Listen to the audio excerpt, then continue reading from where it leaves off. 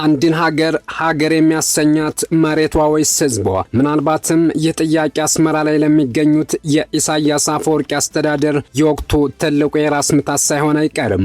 የኤርትራ መንግስት ለዓመታት የሚከተላቸው ጠንካራ ፖሊሲዎች፣ በተለይም ወሰን የሌለው የተባለው ብሔራዊ አገልግሎት የሀገሪቱን ወጣቶች የተሻለ አማራጭ ፍለጋ ወደ ውጭ እንዲሰደዱ ማድረጉ አዲስ ዜና አይደለም። ነገር ግን አሁን የመጣው ስደት የተለመደው የኑሮ መሻሻል ፍለጋ ብቻ አይደለም። የሀገሪቱን አከርካሪ የሚሰብር ምሁራንን፣ ባለሙያዎችንና አምራቹን ኃይል ሙሉ በሙሉ የሚያስወጣ ሀገሪቱን ካለሰው የማስቀረት ያህል አደገኛ እቅድ እየሆነ መጥቷል። ሀገሪቱን ካለሰው የሚያስቀር እቅድ ይሁን ወይም የፖሊሲዎች መራር ውጤት፣ የኤርትራ ወቅታዊ እውነታ ግን አንድ ነው። ሀገሪቱ የወደፊት ተረካቢዎቿን እያጣች ነው።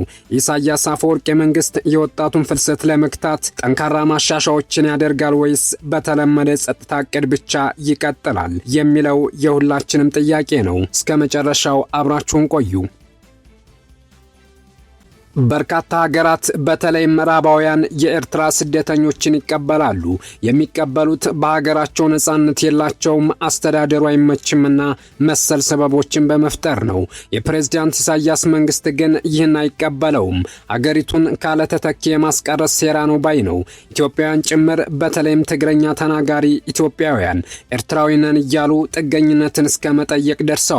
ሁሉም ኤርትራውያን በሚባል መልኩ ከኤርትራ የሚወጡት በድብቅ ነው። ከዚያም ወደ ጎረቤት ሀገራት በመግባት በኤምባሲዎች በኩል እንዲሁም ቀድሞ በሄደ ቤተሰብ ተጠቅመው በህጋዊ መንገድ ተከትለው ይወጣሉ። ያ የማይሳካ ከሆነ ደግሞ ከምስራቅ አፍሪካ ወንድሞቻቸው ጋር በግመል በባህር ተጉዘው በህገወጥ መንገድ ይፈልሳሉ። አውሮፓ ከገቡ በኋላ ለኤርትራውያን ቅድሚያ የመኖሪያ ፍቃድ ይሰጣቸዋል።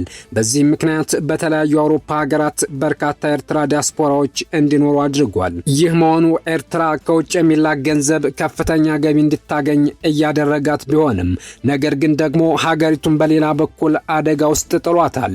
ይህም ኤርትራ መንግስት ክፉኛ እያሳሰበው መምጣቱን በግልጽ አስታውቋል። ይህ የምዕራባውያን ስደተኞችን ማበረታታት ኤርትራን ካለወጣት ብሎም ካለተተኪ ህዝብ እያስቀራት መሆኑ ነው። ጉዳዩ አሁንም በከፍተኛ ሁኔታ ተባብሶ መቀጠሉ ለኤርትራ መንግስት ከፍተኛ ስጋት ሆኖ ቀጥሏል። ከኢትዮጵያ ጋር ሰላም በተፈጠረ ሰሞን ኤርትራ ፈጥና ድንበር እንድትዘጋ ካደረጋት ጉዳይ መካከል አንደኛው የዜጎች በገፍ መውጣት እንደነበር ይታወሳል። በወቅቱ በየቀኑ በሺ የሚቆጠሩ ኤርትራውያን ወደ ኢትዮጵያ ይገቡ ነበር። ኢትዮጵያ ውስጥ በመቆየትና ከኢትዮጵያም ወደ ተለያዩ አፍሪካ ሀገራት በማምራት የጥገኝነት ጥያቄ ሲያቀርቡ ቆይተዋል። ኤርትራ ዜጎቿ ስደት እንዳይወጡ ጥበቃ የምታደርግ ቢሆንም ሙሉ ለሙሉ መቆጣጠር ግን አልቻለችም።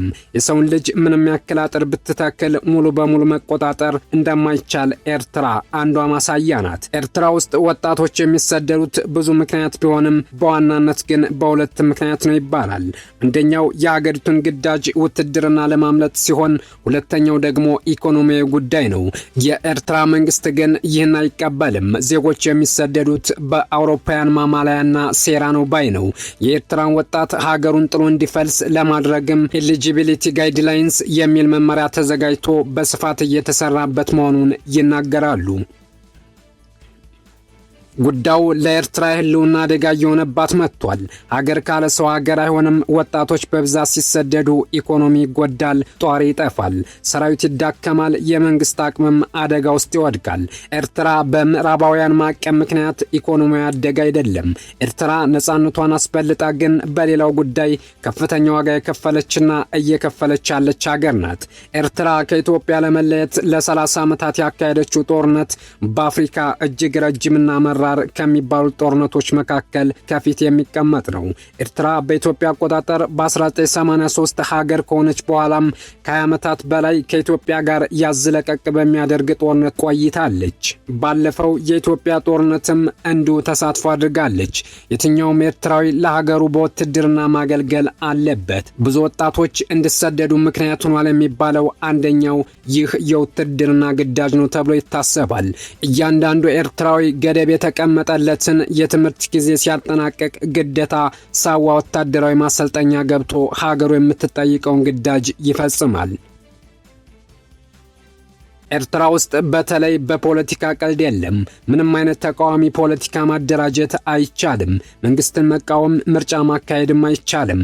ኤርትራን በቀጥታ የሚያስተዳድሩት ፕሬዝዳንት ኢሳያስ አፈወርቂ ናቸው። ጦሩን የሚያዙትም ሆነ ምንም ነገር ሲፈጠር በብቸኝነት ትዕዛዝ የሚሰጡት ፕሬዝዳንት ኢሳያስ አፈወርቂ ናቸው። ኢሳያስን የሚቃወሙ ኤርትራውያን ወይ ከሀገር ይሰደዳሉ ወይ ደግሞ ይታሰራሉ። ኢሳያስ አፈወርቂ ቂም የያዙበትን ኤርትራዊ ፖለቲከኛ ከሀገር ቢሰደድ እንኳን አያመልጣቸውም ይባላል።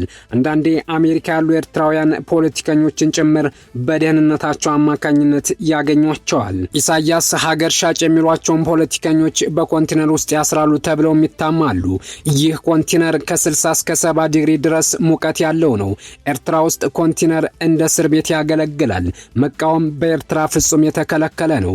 ስለዚህ የኤርትራ ፖለቲካዊ ኃይል በአንድ ፓርቲ የተያዘ ነው። በኤርትራ ኢኮኖሚ የሚመራው በነፃ ገበያ ወይም በሊበራሊዝም ሳይሆን በኮማንድ ወይም በትዕዛዝ ነው። ፒኤፍዲጂ የተባለው መንግስታዊ ተቋም ኢኮኖሚው ሙሉ ለሙሉ ይቆጣጠራል። ካለ መንግስት ፍቃድ ገበያው ጨምሯል ብሎ የአንድ ሳሙና ዋጋ ላይ ሳንቲም መጨመር የተከለከለ ነው። ፕራይቬት ቢዝነሶች ከፍተኛ ቁጥጥር የሚደረግባቸውና የተከለከሉ ናቸው። ማህበራዊ አገልግሎት የሚሰጡት የቴሌኮም፣ ትምህርት፣ ሚዲያ፣ ኮንስትራክሽን፣ ባንክና መሰል ነገሮች በሙሉ በመንግስት ቁጥጥር ስር ናቸው። ለምሳሌ በኢትዮጵያ የግል ባንኮች አሉ፣ የግል ቴሌኮምና መገናኛ ብዙሃንም አሉ፣ የግል ኮንስትራክሽን ድርጅቶችም እንደዚሁ አሉ። ሌሎችም በርካታ አገልግሎት በፕራይቬት ቢዝነስ አማካኝነት ይመሰረታሉ። ይህ ግን በኤርትራ የተከለከለ ነው። ኤርትራ ወጣቶቿ እንዲሰደዱ ካደረጉት ምክንያቶች መካከል ሌላኛው አይሶሌሽን ወይም መገለል ነው። እንዳልነው የኤርትራ መንግስትም እንደገለጸው ኤርትራ ከፍተኛ የሆነ ስደተኛ ቁጥር ከሚወጣባቸው ሀገራት መካከል ቀዳሚዋ ናት። ዎል ስትሪት ጆርናል የተሰኘ አሜሪካ ጋዜጣ በፍጥነት በመራቆት ላይ ያለች ሀገር ይላታል። የተባበሩ መንግስታት ድርጅት እንደሚለው ደግሞ ልክ እንደ ኢትዮጵያ ሁሉ በየወሩ በ10 ሺህ የሚቆጠሩ ኤርትራውያን ከሀገራቸው ይሰደዳሉ። በባህር በበረሃ ጫካ የሚቀረውን የቆጠረው የለም። ይህን የሚፈጥረው ኤርትራ ከዓለም ለየት ያለ መንግስታዊ አስተዳደር መከተሏ ነው። በርካታ ኤርትራውያን ከሀገር የሚወጡት የተሻለ ህይወት ለማግኘትና የፖለቲካ ጥገኝነት በመጠየቅ ነው። ኤርትራ በምዕራባውያን በርካታ ማዕቀቦች የተጣሉባት ስትሆን ዲፕሎማሲያዊ ግንኙነቷም ከሩሲያና ከቻይና ጋር ነው። ከምዕራባውያን ጋር በብዙ ነገር አትስማማም። በዚህም የተጣለባት ማዕቀብ ኢኮኖሚዋን እንዳያድግ አድርጎታል። የኤርትራ ከተሞች በብዛት ለውጥ አያውቁም ይባላል። በውጭ ያሉ ኤርትራውያን በኤርትራ ለውጥ ያስፈልጋልና አያስፈልግም በሚለው ሁልጊዜ ለሁለት ይከፈላሉ። የኢሳያስን አስተዳደር የሚደግፉ እንዳሉ ሁሉ የሚቃወሙ ኤርትራውያንም ብዙ ናቸው። ኤርትራ ከተመሰረተች ጀምሮ ፕሬዝዳንት የሆኑት ኢሳያስ አፈወርቂ ሲሆኑ ወደፊት በልጃቸው ይተካሉ ተብሎ ይታመናል። አበቃን። መልካም ጊዜ ተመኘን።